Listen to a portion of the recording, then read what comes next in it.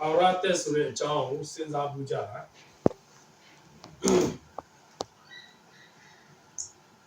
So, no, Janza, say, I think we are not talk be on it.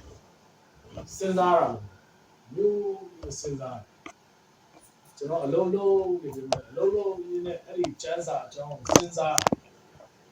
အဲ့ဒါဘာကိုရည်ညွှန်းတာလဲဘာကိုဆိုလိုတာလဲနော်အဲ့လိုမျိုးပေါ့အမျိုးမျိုးပေါ့နော်အမြဲတမ်းစဉ်းစားထာဝရအသက်ထာဝရအသက်ထာဝရဆိုတာကပါဠိစာဖြစ်ပြီးတော့အဓိပ္ပာယ်ကတော့အစဉ်အမြဲလို့အဓိပ္ပာယ်ထာဝရဆိုတာအစဉ်အမြဲလို့အဓိပ္ပာယ်အသက်ဆိုတာကလည်းပါဠိစာပဲဖြစ်ပြီးတော့အဓိပ္ပာယ်ကတော့ရှင်တန်ခြင်းအသက်ဆိုတာကလည်းရှင်တန်ခြင်းတည်တဲ့သူအဲ့နဲ့သွားထုံးရောអော်ပါမလားអော်တော့သူ့မှာရှင်တန်ခြင်းမရှိဘူးအသက်မရှိရှင်တန်မှုမရှိတပင်လဲအမြင့်ပိုးကောင်တစ်ကောင်ပဲပြပွေးတွေပဲပြကိုက်ဖြတ်လိုက်ပြီဆိုပြင်းနဲ့ညှိုးနှမ်းပြီးတော့6တွေ့အဲ့တော့ရှင်တန်ခြင်းမရှိအဲ့တော့ဒီအသက်ဆိုရဲအဓိပ္ပာယ်ကရှင်တန်ခြင်းဟာလေလုယာကျွန်တော်အမေနဲ့ဖုန်းဆက်လို့ရှိရင်အမေဒီကောင်းလားလို့မေးရင်သူကဘယ်လိုဖြေလဲဆိုအမေမတည်သေးဘူးတဲ့အခုဒီကျမ်းမာနေသေးတယ်လူတော့နေကောင်းပါလေတဲ့လူတော့နေကောင်းပါတယ်တဲ့စိတ်ထဲမှာနေလို့မကောင်းဘူးတဲ့အမေပြောတဲ့စကားဆရာအမေကအမွေးလိုပါပဲအတချို့လေနော်ဒါတွေတက်တယ်လေဖြစ်နေဖြစ်နေဟုတ်လားလန်သွားတာတွေးနေတာစီးဝဲနေတာတွေးနေတာနော်တနခါဖွေးတာလည်းမြည်နေတာနေကောင်းလာတဲ့ငါနေကောင်းတယ်နေကနေမကောင်းချင်တယ်လို့ခါလေးလည်းပြောမိတယ်ဆရာဟုတ်တယ်သူစိတ်တပါးဒီမှာအမဲတန်းလေအရာကြီးတဲ့မတည်သေးဘူးတဲ့ဒီတော့ငါမတည်သေးဘူးတဲ့အမေကတချို့ကြတယောက်တည်းပြောချင်တာကရှင်တန်နေတယ်ဆိုတော့ဟာလေလုယာရှင်တန်နေတော့ငါရှင်တန်နေတယ်ဟာလေလုယာအာမင်ပြောကြည့်ပါဦးငါရှင်တန်နေတယ်ရှင်တန်နေတယ်ဟာလေလုယာအကယ်တယောက်ရဲ့လက်ကအနာလေးဖြစ်သွားပြီးတော့အနာဖြစ်တဲ့နေရာနေပြီးတော့ဒီဘက်အဖျားအားလုံးကမရှင်တန်တော့ဘူးဆိုအေးဝမ်းနေစေကျွန်တော်ဟိုတစ်ခါအဲ့တော့ဒီကလီတော့မှတစ်ခါတလေရက်ရှိတယ်သူများကလည်းကင်ဆာဆိုတာဖြစ်ပြီဆိုရင်အဲ့ဖြစ်တဲ့နေရာဦးလေဆိုရင်သူကဖြစ်တဲ့နေရာသူကဖြတ်ထုတ်လိုက်တာဘာလို့လဲဆိုတော့အဲ့မှာရှိတဲ့ cell တွေကမရှင်တန်တော့တဲ့ခါမှာသူကအနာမပြောက်နိုင်အသားအသစ်တွေမထိုးနိုင်ခြေထောက်တို့ခြေစလုံးတို့တချို့ဆိုရင်ပေါင်တို့เนาะတချို့ဆိုရင်ဟိုဘယ်လိုပြောမလဲဆေးရုံမှာနာတာရှည်ပြည့်ပြီးတော့ကြောဖူနာတွေပေါက်စီးကြိုသမားဆိုအဲ့ကြောဖူနာတစ်ပြေလုံးလောအနာမကျက်နိုင်အဲ့လိုပုံစံမျိုးတွေဖြစ်ကြောတစ်ပြေလုံးပုတ်နော်ရှိဟိုတေးချီဝဲစဟောတယ်အဲ့ cell တွေပေါ့နော်ကျွန်တော်တို့အခုဆိုရင်တစ်ခါခိုင်းမိတယ်အခုဒီမှာနည်းနည်းညိုသွားပြီနည်းနည်းတလားလောက်ကြာအညိုရောင်လဲပျောက်သွားတယ်အထဲထဲကနေပြီးတော့ကျွန်တော်တို့လူမှာသွေးနီရှိတယ်သွေးဖြူရှိတယ်သွေးအရည်ကြည်ရှိတယ်အဲ့တော့သွေးဖြူကဘာလို့လဲဆိုတော့ယောဂဘို့သူကတိုက်ဖြတ်ပေးတယ်သွေးအရည်ကြည်ကအသားတွေကိုပြန်ဆက်အောင်သူကပွားပေးတယ်သွေးအရည်ကြည်ရအောင်နော်ဒဏ်ရာတွေကိုပြန်ဆက်အောင်အသားဖဲ့သွားရင်အသားအသစ်တွေထွက်လာသွေးအရည်ကြည်ရနော်ဟိုဆွမ်းဆောင်ပြီးအဲ့ဒါကိုတန်ရှင်းလုံးအားနဲ့ပြီးတယ်ပြီးတော့ပို့ပြီးတော့နော်လှိုက်ပြီးတော့နော်အဲ့ကောင်ကဒီတနေရာထဲမှာအသားလေးတနေရာလေးရှင်တန်မှုမရှိတော့ဘူးဆိုရင်အဲ့အနာကြီးတော့ရှင်တန်ခြင်းဆိုတော့တိတ်အရေးကြီးတယ်ဟာလေလုယာအဲ့တော့ရှင်တန်ခြင်းဆိုတာတိတ်အရေးကြီးတယ်ဆိုတော့ခန္ဓာကိုယ်ထဲမှာတော့မှလက်တွေခြေထောက်တွေဒဏ်ရာတစ်ခုခုရလို့အနာရင်းပြီးအနာပုတ်တာတို့ကင်ဆာမဟုတ်ဘဲနဲ့လေဖြည်းဖြည်းနဲ့အနာတွေကကျွမ်းသွားပြီးတော့ကင်ဆာဖြစ်အဲ့လိုဖြစ်သွားပြီဆိုရင်အဲ့နာကတော့သွေးအရည်ကြီးတွေကမတွန်းနိုင်တော့အသားအသစ်တွေပန့်ပိုးလို့သူကမရတော့အဲ့နာတွေကိုဘာဖြစ်လဲ cell တွေကပျက်စီးသွားအဲ့လိုပျက်စီးသွားပြီးရှင်တန်ခြင်းမရအောင်ဆိုရင်ရုပ်ပျက်စီးပြဖြစ်ကြတာပေါ့နော်အချို့ဆိုရင်နော်ဟိုပါးတွေပြီးချတဲ့သူရှိတယ်တော့ခေါင်းတွေအဲ့လိုဟိုဘယ်လိုပြောမလဲ ထုတ်ပြရတဲ့လူရှိရနော်တချမ်းချက်ဟာဟိုရောလားရတိုင်းမှုကြောက်ပြန်ခုခံရတဲ့ဆိုခေါင်းကြီးကတချမ်းမရှိရောဒါပေမဲ့သူရှင်းတယ် တခြားမရှိ အေးတကယ်တော့လုံးသားခံပြင်းစရာကောင်းတော့သူတို့ဒါပေမဲ့ဆရာဝန်လည်းတော်တယ်လို့နော် ဟုတ်တယ် ဟိုတချို့ဆိုရင်ဟိုနောက်ဖေးသွားမဲ့အပေါက်လည်းမပါတော့ဘူးစပေါ့သွားမဲ့ဟာလည်းမရှိတော့ဘူးဒါပေမဲ့ဒီနားလေးကနေပြီးတော့ခေါင်းအုံးလေးကိုကြက်ပောင်ကွင်းလေးနဲ့ခြီလိုက်တယ်လို့ပဲ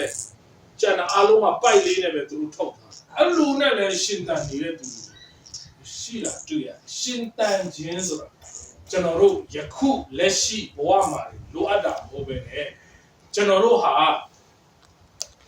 တနေ့တော့အခါမှာတည်ခြင်းတရားသင်ရောကျွန်တော်ရောရှောင်လို့မရဘူးအဲ့ဒီအခါကျရင်အတွင်းဝိညာဉ်လက်ပြကချမ်းသာခြင်းပြည့်တဲ့နေရာမှာရှင်တန်နိုင်ဖို့လိုအပ်တယ် အာမင် ဟာလေလုယာသခင်ယေရှုခရစ်တော်ကနော်တန်ချီပိုးရတခိုးမထွင်းမဖောက်နိုင်တဲ့ဘာနာဟုပဲစီးဖူးပါတဲ့တန်ချီပိုးရတခိုးထွင်းဖောက်ဖြစ်စည်းနိုင်တဲ့ဘာနာကိုမစီးဘူးနဲ့လို့ပြောတယ်အဲ့တော့အဲ့ဒါလေးတစ်ခုပဲစဉ်းစားမယ်ဆိုရင်ငါတို့နောက်တမလုံးအတွက်30ရာများများရှိအောင်အလှငွေများများထည့်ရမယ်လို့တွေးရမလို့လို့လဲ ဖြစ်တယ် ဖြစ်တယ်လို့ပုံစံပေါက်သွားပြန်ရော ဟုတ်တယ် အဲ့တော့လူဘလောက်ပဲလူငရဲကလွတ်မလားဆိုတော့လေ မလွတ်ပြန် မလွတ်ပါဘူးအဲ့တော့ကောင်းကင်မှာဘန္နာရှိတယ်ဆိုတာကတော့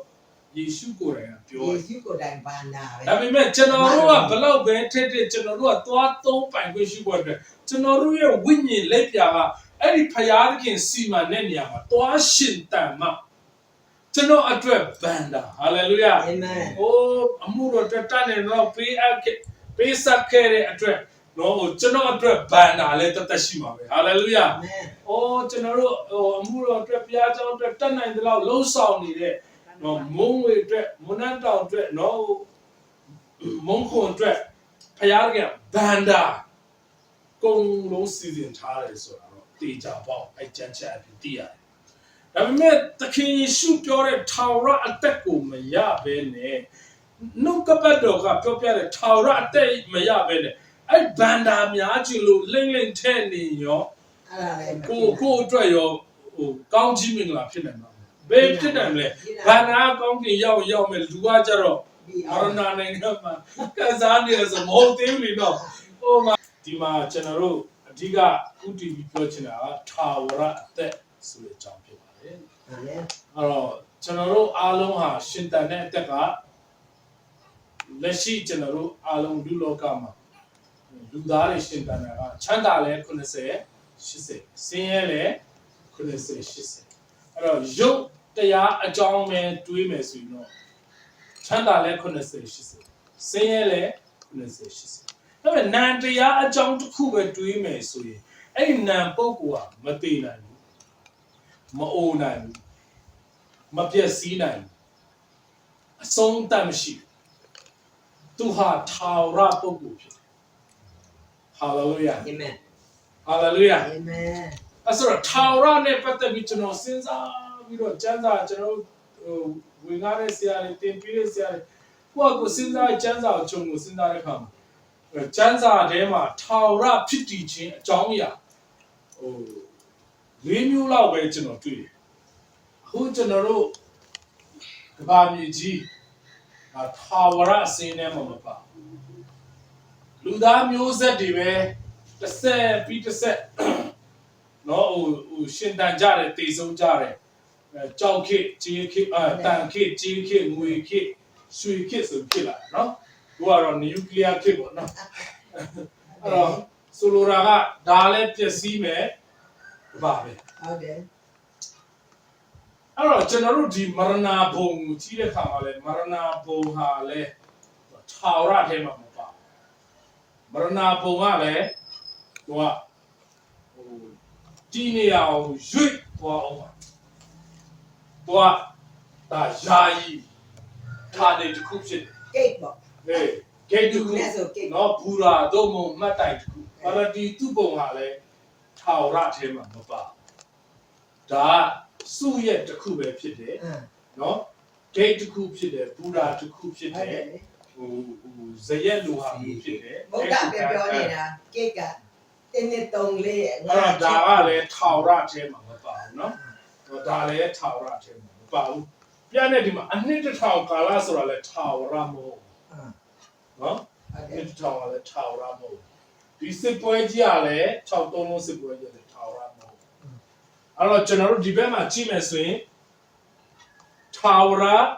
မရေဘုံဆိုတာရှိတယ်အပေါ်မှာကြည့်မယ်ဆိုရင်ထာဝရချမ်းသာဒုက္ခဘုံဆိုပြီး